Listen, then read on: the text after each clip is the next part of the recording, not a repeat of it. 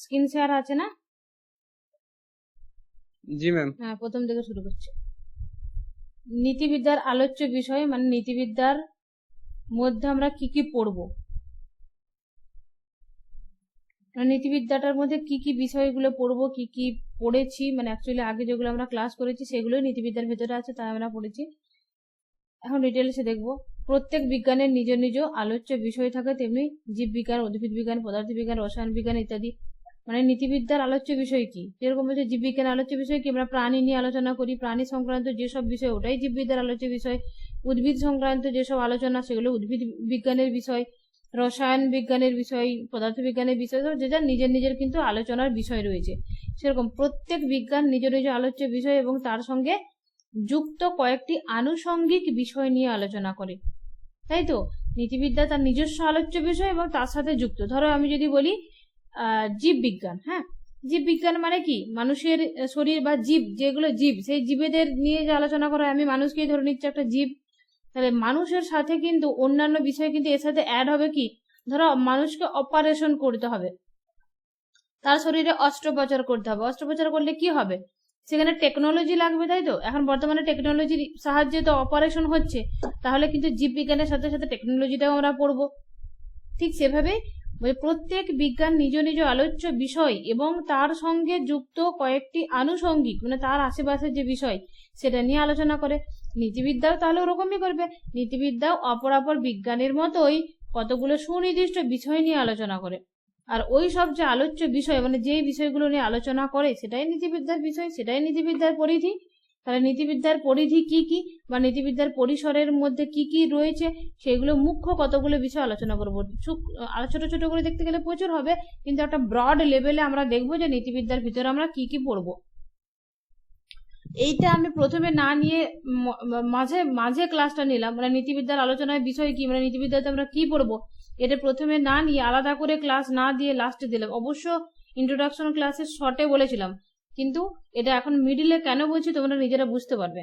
এই কোশ্চেনটা আলাদা করে আর পড়তে হবে না বা মুখস্থ করতে হবে না, যেহেতু মিডিলে পড়াচ্ছে। আর প্রথমে পড়লে এটাকে তোমাদের একটা মাথা হেডেক চলে আসতো, এইটা দেখো তোমরা অটোমেটিক আজকে ক্লাসের পরে নিজেই লিখে দিতে পারবে। নীতিবিদ্যার আলোচ্য বিষয় হলো আচরণ। আচরণ বলতে বোঝায় মানুষের স্বেচ্ছাকৃত কর্ম, তাহলে এগুলো আলোচনা করেছি না। নীতিবিদ্যার আলোচনার বিষয় কি, ঐচ্ছিক কর্ম। আমরা ভলান্টারি অ্যাকশন বা ঐচ্ছিক ক্রিয়া আলোচনা করেছি না করিনি, নন ভলান্টারি করেছি না করিনি, বলো বলো, হয়েছে তো, ক্লাসে হয়েছে।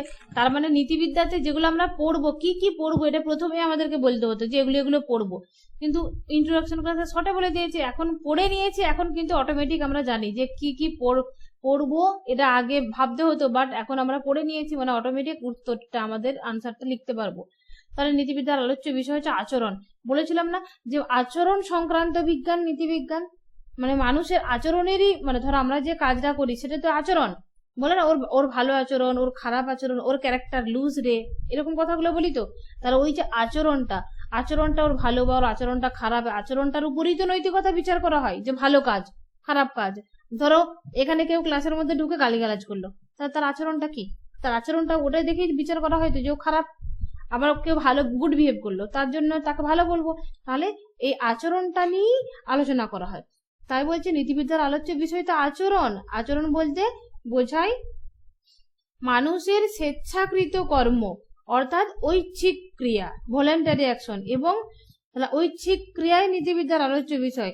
এবারে কি ঐচ্ছিক ক্রিয়া আলোচ্য বিষয়টা বুঝলাম, তাহলে স্বেচ্ছাকৃত কর্মের স্বরূপ কি, স্বেচ্ছাকৃত আর ঐচ্ছিক ক্রিয়া কি সেটা ভালো করে জানো তোমরা। তাহলে স্বেচ্ছাকৃত কর্মের স্বরূপ কি এটা আমাদেরকে জানতে হবে।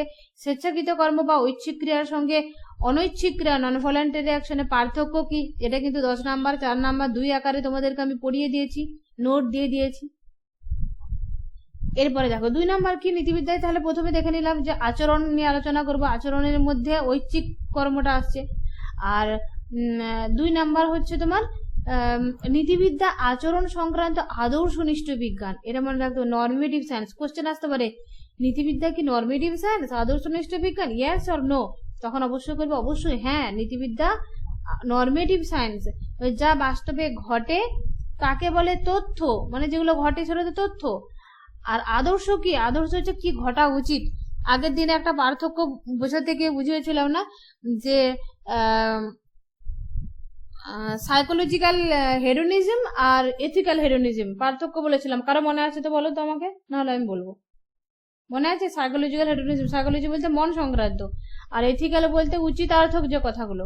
তাহলে সাইকোলজিক্যাল হেডোনিজম মানে আমাদের মন প্রকৃতিগতভাবে, মানে সাইকোলজিক্যালি আমরা প্রত্যেকটা মানুষ কিন্তু সুখ চাই। তাহলে সেটা হচ্ছে, এটা নর্মাল ভাবে মানুষ সুখ চাই, অটোমেটিক হয়ে যায়, সুখের নিজের জন্য ভাবতে শুরু করে দেয় মানুষ। আর যেটা অপরদিকে যেটা ছিল সেটা হচ্ছে তোমার এথিক্যাল হেডোনিজম। এথিক্যাল হেডোনিজমে বলছে যদি মানুষ সুখ নাও চায়, দেখবে বাম্মারা ঘরের নিজের সুখ দেখবে না, সবসময় বেটাবেটির সুখ, সবসময় বাচ্চা কাচ্চা কিভাবে খুশি থাকবে, ঘরের মানুষরা কিভাবে ভালো থাকবে, শুধু সেইগুলোই বিচার করে। তাহলে এখানে বলছে যে সাইকোলজিক্যাল হেডোনিজম, সরি এথিক্যাল হেডোনিজমে বলছে সুখ কামনা যদি তুমি করোনি এতদিন, এখন থেকে করো, সুখ কামনা করা উচিত, তোমার নিজের জন্য সুখ কামনা করা উচিত। এটা হচ্ছে এথিক্যাল হেডোনিজমের কথা।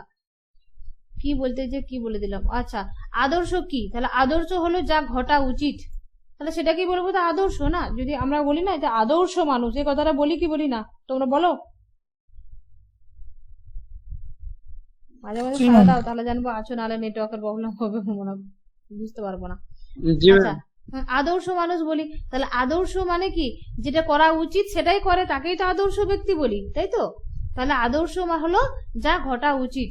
ফ্যাক্ট মানে কি? যেটা ঘটে, মানে বলে না আসলে তোর ফ্যাক্টটা কি বলতো, মানে কি ঘটেছে, কি ঘটনাটা কি আসলে বল, ঠিক আছে, এরকম হয় দেখবে। তাহলে যা বাস্তবে ঘটে সেটা ফ্যাক্ট, তথ্য, আর যেটা ঘটা উচিত ছিল বা উচিত সেটা হচ্ছে আদর্শ। মানুষ ক্ষেত্র বিশেষে মিথ্যা কথা বলে, কখনো কখনো মিথ্যা কথা বলে তো না, তাহলে এটা বাস্তবে ঘটনা বা তথ্য, মানে আমরা কিন্তু সত্য কথা বলা উচিত সেটা আমরা জানি, কিন্তু বাস্তবে কিন্তু কখনো কখনো মিথ্যা কথা বলে ফেলি। তাহলে মানুষের সত্য কথা বলা উচিত, এটা হচ্ছে আদর্শ। তাহলে আদর্শ হলো উচিত, এটা এটা করা উচিত, এটা তুমি করবে, এটা আদর্শ। আর যেটা অটোমেটিক হয়ে যায় সেটা ঘটনা বা তথ্য। তাহলে তথ্য এবং বাস্তবের মধ্যে ব্যবধান রয়েছে।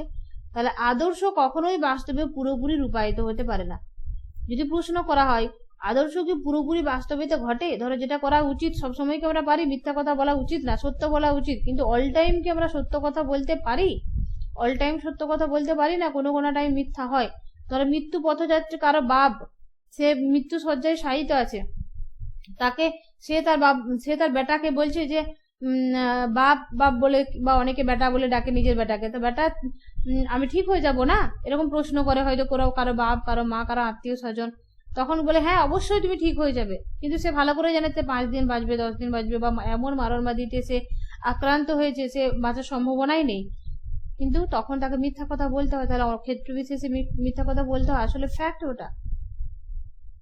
নীতিবিদ্যা কোনো এক চরমতম নৈতিক আদর্শের প্রেক্ষিতে মানুষের আচরণের মূল্যায়ন করে, আচরণের ভালোত্ব মন্দত্ব নির্ধারণ করে, তাই তো? মানুষের নাম আচরণ, মানুষের যে আচরণটা সেটার ভালোত্ব মন্দত্ব নির্ধারণ করে। নৈতিক আদর্শ সম্পর্কে আমাদের সাধারণ মানুষের ধারণা থাকলেও তা কোনো সুস্পষ্ট ধারণা নয়।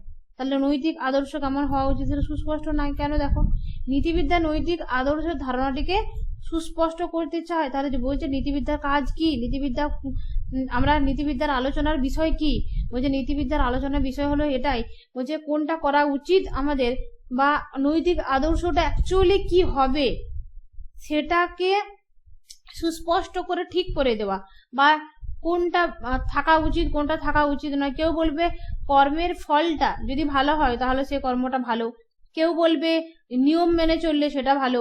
তাহলে এক একজন এক এক রকম বলে। তাহলে নীতিবিদ্যা বলছে নীতিবিদ্যার কাজ হচ্ছে নৈতিক আদর্শ কোনটা সেটা জোর দিয়ে বোঝানো, বা সেটা পরিষ্কার করে দেওয়া, সুস্পষ্ট করে দেওয়া সাধারণ মানুষের কাছে, এটাই নীতিবিদ্যার কাজ। নীতিবিদ্যার আলোচনার পরিধি, নীতিবিদ্যাতে এইগুলোই আলোচনা করা হবে বা হয়েছে। নীতিবিদদের মধ্যেও এই চরমতম নৈতিক আদর্শ সম্পর্কে কোনো ঐক্যমত নেই। বুঝে নীতিবিদ, যারা নীতিবিদ ধরো মিল, বেনথাম, কান্ট, হেগেল, এরা যে নীতিবিদ, বলছে এই নীতিবিদদের মধ্যে কিন্তু মত পার্থক্য রয়েছে, ওদের সকলের মত এক না। মিল কি বলে দেখো, মিল, বেনথাম যারা বলবে, তারা বলবে প্রত্যক্ষবাদী, এবং তারা বলবে সুখটাই হলো জীবনের পরম, মানব জীবনের চরম নৈতিক আদর্শ কি। মিলের মতো যদি বলা হয় মানব জীবনের চরম নৈতিক আদর্শ কি, 1 নাম্বার কোয়েশ্চেন তোমরা মাথায় রেখে নাও বা লিখে ফেলো ফটাস করে। ক্লাসটা শেষে যে কোয়েশ্চেনগুলো এখন যদি লিখতে না পারো, মন দিয়ে ক্লাসটা শুনে নাও, রিপিট ক্লাসটা চালাবে, ক্লাসটা চালিয়ে খাতা পেন নিয়ে চালাবে, যখন যখন যে কোশ্চেনটা বলবো লিখবে, কারণ এখন লিখতে গেলে আবার মন দিয়ে বুঝতে পারবে না। তাহলে মিল প্রমুখ প্রত্যক্ষবাদী দার্শনিক কি করছে, বলছে চরম আদর্শ হলো কি মিলের মতে, মিল বেনথামের মতে সেটা হচ্ছে সুখ, প্লেজার। জার্মান দার্শনিক কান্টের মতে সার্বত্রিক বিধি মানে ইউনিভার্সাল লটাই হলো জীবনের পরম আদর্শ। হেগেল এবং গ্রিন, ব্রাডলি এদের মতে বুদ্ধিবাদী দার্শনিকেরা, এদের মতে হচ্ছে আত্ম উপলব্ধি, নিজেকে উপলব্ধি করা, সেলফ রিয়েলাইজেশন করাটা হলো জীবনের পরম আদর্শ, যা জীবনের পরিপূর্ণতাকে মানে পারফেকশন মানব জীবনের চরম লক্ষ্য বলেছে। তাহলে যদি বলা হয় পারফেকশনিজম কে, এখানে উত্তর দিতে পারবে তো শর্ট কোশ্চেনে? হেগেল, গ্রিন, ব্রাডলে এরা হলো পারফেকশনিজম। মনে থাকবে তো, এটা একটা শর্ট কোশ্চেন, ওটা একটা শর্ট কোশ্চেন, লিখে রাখবে। মানব জীবনের পরম আদর্শ কি, সুখ, অথবা কোনো এক বিধি মানে কোনো একটা রুল মানব জীবনের পরম আদর্শ, নাকি মানব জীবনের পরম আদর্শ আত্ম উপলব্ধি, সেলফ রিয়েলাইজেশন, অথবা এগুলোর একটাও নয় বা অথবা এগুলো সবগুলোই? এই ধরনের যে আলোচনা সেটাই হলো নীতিবিদ্যার আলোচ্য বিষয়। আচরণের নৈতিক বিচার প্রসঙ্গে নীতিবিদ্যা নৈতিক বিচারের স্বরূপ নির্ধারণ করতে চায়। তাহলে আচরণের নৈতিক বিচার, দেখো এখানে কিন্তু মানুষের নৈতিক বিচার বলে না, মানুষের যে আচরণটা তার নৈতিক বিচার, সেটা করতে গিয়ে কি বলছে নীতিবিদ্যাতে, বলছে ওই যে নৈতিক বিচারগুলো তার স্বরূপটা কি নির্ধারণ করতে চায় নীতিবিদ্যা। তাহলে নীতিবিদ্যার বিচারের বিষয় কি, মানে মোরাল জাজমেন্ট বলছে কি বোঝায়, নৈতিক বিচার কি, নৈতিক বিচারের সাবজেক্ট কি, নৈতিক বিচারের অবজেক্ট কি, তারপরে হচ্ছে নৈতিক বিচারের বিষয় কি, এটা কি কনসিকুয়েন্সেস, ফল, এটা হবে ফল। এটা হিন্দি চলে এসছে লেখাটা, ফল মানে আমি ঠিক করে দেবো লেখাটা, ঠিক করে তোমাদেরকে আমি পিডিএফটা দেবো। ফল মানে কনসিকুয়েন্সেস, মোটিভ, ইন্টেনশন। তার নৈতিক বিচারের বৃত্তি কি, ওই বৃত্তির স্বরূপ কি, নৈতিক বিচারের আলোচনার প্রসঙ্গে নীতিবিদ্যা এইসব প্রশ্নে আলোচনা করে।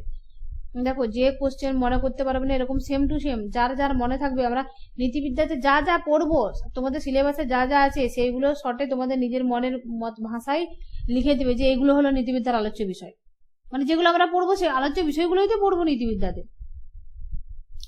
নৈতিক বিচারের সঙ্গে যে বাধ্যতাবোধ, তাহলে প্রথমে বলেছিলাম না যে যদি মামুন যদি মিষ্টির হাঁড়িটা চুরি করে নেয় দোকান থেকে, তাহলে তার দায়ভার তাকে নিতে হবে, দোকানে ধরে ঘাড়ে ধরে নিয়ে এসে তাকে কিন্তু দোকানে গণধোলাই দিতে পারে, তাই তো? গুসা হচ্ছে নাকি মামুনের? জি ম্যাম, গুসা হচ্ছে? তুমি মিষ্টি লোকের হাড়ির চুরি করবে আর তোমাকে মারবে না, সমস্যা নাই, দায়ভার নিতে হবে। তার মানে ঐচ্ছিক কর্মের দায়ভার নিতে হবে। জি ম্যাম।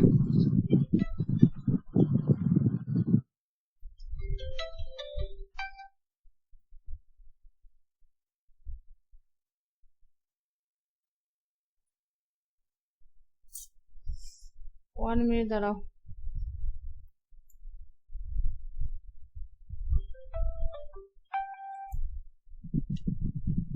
আচ্ছা কি বলছিলাম, যে হ্যাঁ নীতিবিদ্যা কি বলছে যে যেই কাজটা করবে মানুষ তার দায়ভার তাকে নিতে হবে, সে নিতে বাধ্য। তাহলে নৈতিক বিচারের সঙ্গে যে বাধ্যতা বোধ সেটা কিন্তু জড়িয়ে থাকে তার সাথে। তাই নীতিবিদ্যা সেই বাধ্যতাবোধের স্বরূপও নির্ধারণ করতে চায়। যাকে আমরা সুকর্ম মনে করি সেই কাজটি সাধন করার, এবং যাকে আমরা দুষ্কর্ম মনে করি সেই কাজটি সাধন না করার একটা তাগিদ যেন অন্তর থেকে অনুভব করি। সুকর্ম দুষ্কর্মের প্রতি অন্তরের এই তাগিদকেই নৈতিক বাধ্যতাবোধ বলছে। মানে সুকর্ম দুষ্কর্ম অন্তরের তাগিদ, যেটা ধরো আমাদের কিন্তু সবসময় ভালো কিছু পেতে ইচ্ছা করে, ঠিক আছে, আর মন্দ কিছু থেকে কিন্তু আমরা এড়িয়ে যাওয়ার চেষ্টা করি, এটা হচ্ছে তোমার বাধ্যতাবোধ, নৈতিক বাধ্যতাবোধ। মিউট করে দাও প্লিজ। নীতিবিদ্যা এই নৈতিক বাধ্যতাবোধের স্বরূপ নির্ণয় করতে চায়। তাহলে 5 নম্বর পয়েন্টে দেখো, নৈতিক শুভ অশুভ ভালো মন্দ বিচারের ক্ষেত্রে কতগুলি বিষয়ক পূর্ব স্বীকৃতি বা স্বীকার্য সত্য রূপে গ্রহণ করা হয়। দেখো পস্টিউলেট অফ মোরালিটি মানে স্বীকার্য সত্য, ঠিক আছে, পূর্ব স্বীকৃতি বা স্বীকার্য সত্য তোমাদের সিলেবাসে রয়েছে, দেখবে এটা একটা ক্লাস করিয়ে দেবো, এটা ইম্পর্টেন্ট আছে। তো স্বীকার্য সত্যগুলো কি কি এবং তার ব্যাখ্যা করো, প্রশ্ন 4 বা 10 আসতে পারে, এটা আলাদা করে একটা ক্লাস নেবো, কিন্তু এখানে স্বীকার্য সত্যগুলো আলোচনা আছে, মানে এগুলো অ্যাকচুয়ালি এখানে কি জানতে চেয়েছি যে কি কি আলোচনার বিষয়, আমরা কি কি পড়বো, তাহলে এটাও পড়তে হবে, এটা ক্লাস নেওয়া হয়নি এখন। তাহলে স্বীকার্য সত্যগুলো কি শর্টে দেখো, যে প্রত্যেক বিজ্ঞানের এমন কিছু স্বীকার্য সত্য থাকে, যেমন ম্যাথেতে দেখবে আমরা কতগুলো সূত্র আগে থেকে ঠিক করে নিই না, সেই সূত্রগুলোকে ফলো করে ম্যাথ করি, তাই তো? সেরকম ভাবে যারা সায়েন্স পড়েছে তারা দেখবে ল্যাবে যখন কাজ করে যায় কতগুলো ফর্মুলাকে ইউজ করে, সেই ফর্মুলাগুলোকে ব্যবহার করে তারা কিন্তু ল্যাবে কাজ করে। ঠিক সেইভাবে মনোবিজ্ঞানেতেও কতগুলো মনের অস্তিত্ব স্বীকার করা হয়, সেরকম নীতিবিদ্যাতেও ঠিক ওই রকম ভাবে নীতিবিদ্যারও এমন কতগুলো স্বীকার্য সত্য রয়েছে যেগুলো আমরা আগে থেকে মেনে নিই, যে যেগুলো হ্যাঁ এগুলো মানতে হবে স্বীকার্য সত্য। যেমন কি দেখো, কোনো ব্যক্তির আচরণের নৈতিক বিচার করতে গেলে, কোনো একটা ব্যক্তি তার আচরণে ভালো মন্দ যেটা নৈতিক বিচার করতে গেলে বলছে নীতিবিদ্যা কতগুলো বিষয় আগে থেকে মেনে নেয়, মানে ব্যক্তিত্ব মানে পার্সোনালিটি আছে, তাই তো? বলা হয় যার পার্সোনালিটি আছে তারই তো নৈতিকতা ভালো মন্দ বিচার করা হয় না, তার খ্যাপা মানুষের, পাগল মানুষের, মেন্টাল লোকের তো নৈতিকতা বিচার করা হয় না। তাই বলছে আগে থেকে ধরে নিয়ে হয় যে মানুষটার মধ্যে ব্যক্তিত্ব আছে, তার পার্সোনালিটি আছে। 2 নাম্বার কি, বুদ্ধি ও বিচার শক্তি মানে ইন্টেলেক্ট ও রিজন আছে। তাহলে কি হলো, বুদ্ধি ও বিচার শক্তি মানে ইন্টেলেক্ট ও রিজনও আছে। গ হলো কি 3 নাম্বার, বলছে ইচ্ছার স্বাধীনতা, ফ্রিডম অফ উইল আছে। তাহলে পার্সোনালিটি আছে, ইন্টেলেক্ট অফ রিজন আছে, ফ্রিডম অফ উইল আছে, ইচ্ছার স্বাধীনতাও আছে। তাহলে নীতিবিদ্যা এই সব স্বীকার্য সত্য নিয়ে আলোচনা করে এবং তাদের স্বরূপ নির্ধারণ করতে চায়। তাহলে কি হলো, নীতিবিদ্যা কি করছে, এসব স্বীকার্য সত্যগুলো নিয়ে আলোচনা করে এবং তাদের পার্সোনালিটি কি, বুদ্ধি বিচার এগুলো কি বা কিভাবে প্রয়োগ করে, ইচ্ছা স্বাধীনতা কি। একটু আগে বলেছিলাম যে প্রত্যেকটা মানুষ স্বাধীনভাবে কাজ করতে পারে, স্বাধীনভাবে কোনো কিছু রুল তৈরি করতে পারে, কিন্তু সে রুলটা যেন সবার জন্য হয়, নিজের জন্য শুধু না। এই কথাটা বারবার বলেছিলাম, এটা কে বলবে, এটা কান্ট মেনেছে, ফ্রিডম অফ উইল স্বীকার্য সত্য। তাহলে এখানে দেখো, এটা নর্মালি দেখলাম যে এথিক্সে এই স্বীকার্য সত্যগুলো মেনে নেওয়া হয় বা এইগুলো মেনে নিয়ে কিন্তু কাজ করে। আলাদাভাবে কান্টও কিন্তু তার স্বীকার্য সত্য কতগুলো দিয়েছে, সেটা ডিটেলস আলাদা একটা ক্লাস করব। তার মধ্যে এটা ফ্রিডম অফ উইল, ইচ্ছার স্বাধীনতা, এটা স্বীকার্য সত্য হিসেবে কান্ট কিন্তু মেনে নিয়েছে। পস্টুলেট অফ মরালিটি কান্টের। 6 নাম্বার দেখো কি বলছে, নীতিবিদ্যা নৈতিক ভাবাবেগ মানে মোরাল সেন্টিমেন্ট বা নৈতিক বিচার শক্তি বা নৈতিক বৃত্তি এইগুলো নিয়েও আলোচনা করে। সৎ কাজ সমাজে প্রশংসিত হয়, অসৎ কাজ নিন্দা হয়, সৎ কাজ মানুষের মনে সন্তোষ সঞ্চার করে, অসৎ কাজ অসন্তোষের কারণ হয়। দেখো অসন্তোষের কারণ হয়ে গেল, ধরো এখানে কেউ একজন খারাপ বিহেভ যদি করে তাহলে আমার খারাপ লাগবে, ভালো বিহেভ করলে ভালো লাগবে, সেটাই। তাহলে সৎ কাজ এবং অসৎ কাজের প্রতি আমাদের এই প্রকার যে মনোভাব, এই যে ভালো লাগবে, ভালো হলে ভালো, খারাপ হলে খারাপ, এই যে মনোভাবটা, এটাই তো নৈতিক ভাবাবেগ। ভাব প্লাস আবেগ, আমাদের মনের যে ভাবের সাথে যে আবেগটা জন্মাচ্ছে সেটাই নৈতিক ভাবাবেগ বলে। তাহলে নীতিবিদ্যা এই নৈতিক ভাবাবেগের স্বরূপ নির্ণয় করতে চায়। কি হলো, নীতিবিদ্যা এই যে নৈতিক ভাবাবেগ তার স্বরূপ নির্ণয় করতে চায়, নৈতিক বিচারের সঙ্গে নৈতিক ভাবাবেগের সম্পর্ক নির্ধারণ করতে চায়। স্বেচ্ছাকৃত কর্মের নৈতিক বিচারের ক্ষেত্রে নৈতিক বিচার শক্তির বা নৈতিক বিচারের বৃত্তির প্রয়োজন কি, এই নৈতিক বিচারের বৃত্তিকে বিবেক বলা হয়। এই বিষয়গুলো সব আমরা আলোচনা করব এথিক্সে। নীতিবিদ্যা এটা হচ্ছে সব থেকে বেশি গুরুত্বপূর্ণ, এটা নিয়ে একটা বড় কোশ্চেন তোমাদেরকে আমি লিখিয়ে দেবো, পড়িয়ে দেবো, যে নীতিবিদ্যা সমাজে বসবাসকারী মানুষের আচরণ নিয়ে আলোচনা করে। একটা কথা বলবো, তোমাদের যে আগের বারে 2023-এর কোশ্চেনটা দেখলাম, এই 22-এর না 23-এ যেটা দিয়েছিলে শুধুমাত্র, দেখো এই যে 7টা পয়েন্ট না, 7টা পয়েন্ট থেকে 7টা কোশ্চেন এসেছে মাস্ট বি। একটা কোশ্চেন এসেছে নীতিবিদ্যা সমাজে বসবাসকারী মানুষের আচরণ মানে মানুষের সঙ্গে সমাজের যে সম্পর্কটা সেটা নিয়ে একটা কোশ্চেন পড়েছে কিন্তু নীতিবিদ্যাতে, বড় কোশ্চেন পড়েছে। তারপরে চলো পস্টুলেট অফ মোরালিটি, না এটা পড়েনি, এটা পড়েছে মোরাল জাজমেন্টটা পড়েছে। নৈতিক বিচারের বিচার্য বিষয় কি, এটা নিয়ে বড় কোশ্চেন আছে। মিল বেনথামের যে এই যে সুখবাদ প্লেজার মানে হেডোনিজম, এটা নিয়ে প্রশ্ন আছে। তোমার আর একটা প্রশ্ন ছিল এখানে, ওটা আগের কোশ্চেনটা আছে হয়তো, না ভলেন্টারি নন ভলেন্টারি অ্যাকশন, ঐচ্ছিক ক্রিয়া অনৈচ্ছিক ক্রিয়া নিয়ে কোশ্চেন আছে। এগুলো কিন্তু এক একটা পয়েন্ট থেকে কিন্তু কোশ্চেন গুলো এসেছে। লাস্ট পয়েন্টটা দেখো কি, নীতিবিদ্যা সমাজে বসবাসকারী মানুষের আচরণ নিয়ে আলোচনা করে, তাই তো? মানুষের বসবাসকারী আচরণ নিয়ে আলোচনা করে। সমাজের বাইরে যারা গরু ছাগল তাদের আচরণ নিয়ে আলোচনা করবে না। তাহলে কাজেই সমাজের সঙ্গে ব্যক্তির সম্বন্ধ ও নীতিবিদ্যার আলোচ্য বিষয়। সমাজে বসবাস করে কোনো ব্যক্তি অপরের স্বার্থ বিরোধী কাজ করলে সে অপরাধী রূপে শাস্তিযোগ্য হয়।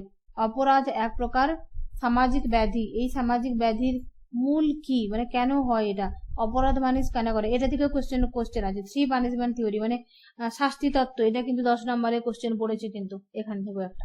তাহলে শাস্তি তত্ত্বটা কি, তার অপরাধীকে শাস্তি কিভাবে কখন দেওয়া হয়, কত ধরনের শাস্তিদণ্ড রয়েছে, শাস্তি তত্ত্ব রয়েছে, মৃত্যুদণ্ড কোন কোন শাস্তি তত্ত্বে মেনে নেয়, কোন শাস্তি তত্ত্বে মৃত্যুদণ্ড মেনে নেয় না, এগুলো সবকিছু কিন্তু আমরা এথিক্সের আলোচ্য বিষয় রূপে পড়বো। ঠিক আছে, তোমাদের কারো কোনো প্রশ্ন থাকলে এবার বলতে পারো। এটা ডিউ অ্যাড করলাম, কেমন হয়েছে বলো?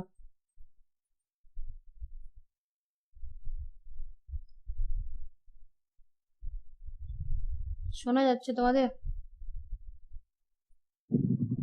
জি ম্যাম। বলো কারো কোনো প্রশ্ন থাকলে। বোঝা গেছে কি? জি ম্যাম। কারো একজনেরও কোনো কিছু ডাউট থাকলে বলো। আলোচ্য বিষয়ের যে টপিক গুলো, পয়েন্ট গুলো, এগুলো কি সবগুলাই লেখা লাগবে? দু একটা স্কিপ করা যাবে না? কি ফাঁকিবাজ রেখে ধরে মারবে, 10 নম্বরে পড়লে 7টা পয়েন্ট দিয়েছি তোমাকে, যদি 4 না না, নম্বরে 10 হয়। নম্বরে বললে তো স্কিপ করা যাবে না, আপনি 4 নম্বরে পড়ে 4 নম্বরে হলেও এটা অনেক ছোট আছে, মানে স্কিপ করবে না, কারণ আলোচনার বিষয় কি, যত বেশি সুন্দর লিখতে পারবে তত বেশি নাম্বার পাবে। আমি point Size- skip ma'am, point skip মানে পয়েন্টের যে ডিটেলটা, হ্যাঁ ওটা স্কিপ করে দিতে পারো, একটু ওটা বড় শর্টে করে নিজের দেওয়া, মতো করে লিখে দিবে। আর একটু ছোট করে শর্ট করে just হ্যাঁ হ্যাঁ হ্যাঁ, ওটা 4-এ পড়লে শর্টে যেগুলো বড় করে ব্যাখ্যা করা রয়েছে তুমি শর্টে ছোট করে দিতে পারো একটু করে, তো মূল বিষয়টা কি বলতে চাইছে সেটা কিন্তু রাখবে। দেখো এখানে যে বলেছে নীতিবিদ্যা সমাজে বসবাসকারী মানুষের আচরণ নিয়ে আলোচনা করে, এটা তো লিখবে মাস্ট বি। তার সাথে ছোট করে লিখে দিবে যে সমাজের সঙ্গে যে ব্যক্তির সম্বন্ধ, সমাজের মানুষ তো সমাজেই বসবাস করে, নিজের ভাষায় লিখবে, মানুষ তো সমাজে বসবাস করে, অতএব মানুষ হচ্ছে সমাজবদ্ধ। তাই আমাদের যে নীতিবিদ্যাতে ভালো মন্দ, উচিত অনুচিত, মানুষের যে ভালো মন্দ বা মানুষের কি উচিত কি অনুচিত, এই সব বিষয় নিয়ে আমরা নীতিবিদ্যায় আলোচনা করব।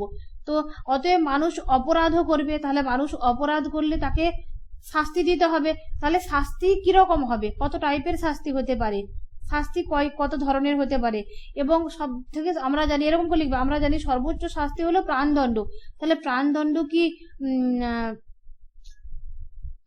মেনে নেওয়া যায়, মানে প্রাণদণ্ড কোন শাস্তি তত্ত্ব স্বীকার করে নিয়েছে, এই ডিটেলসে আলোচনা করব।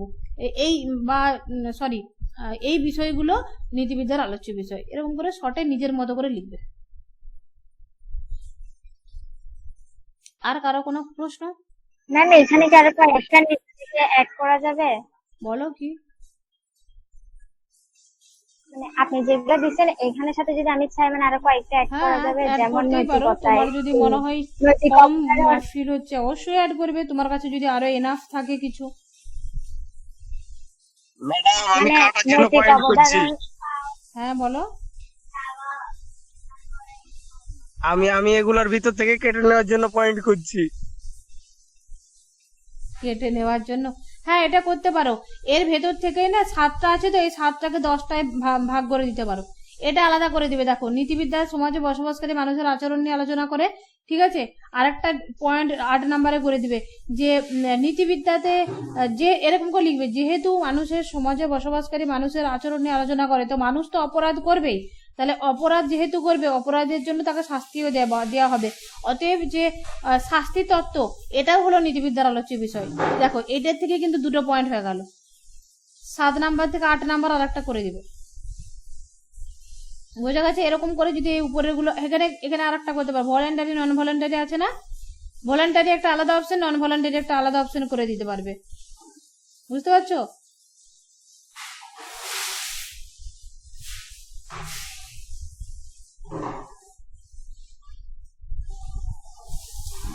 আর কিছু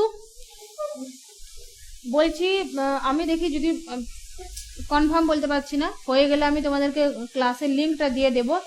তোমাদের আর একটা ছোট্ট মতো একটা ক্লাস আমি করে দিচ্ছি এখন, আমি এটা তো রেকর্ডটা এখন হবে, রেকর্ডটা ক্রিয়েট হতে এবার আমার এখানটা 15-20 মিনিট লেগে যাবে, এখন আমি কম্পিউটারে আর ক্লাস নিতে পারবো না এখন 15-20 মিনিট, তো এর 15 মিনিট পরে আমি একটা ক্লাস রেকর্ড করে তোমাদেরকে দিয়ে দেবো, ওটা শুনে নেবে।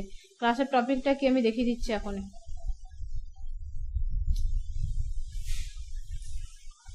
ক্লাসের টপিকটা এখানে রাখলাম না, Province of scope of ethics, মানে আমি বলে দিচ্ছি এখানে লিখলাম কি লিখলাম না,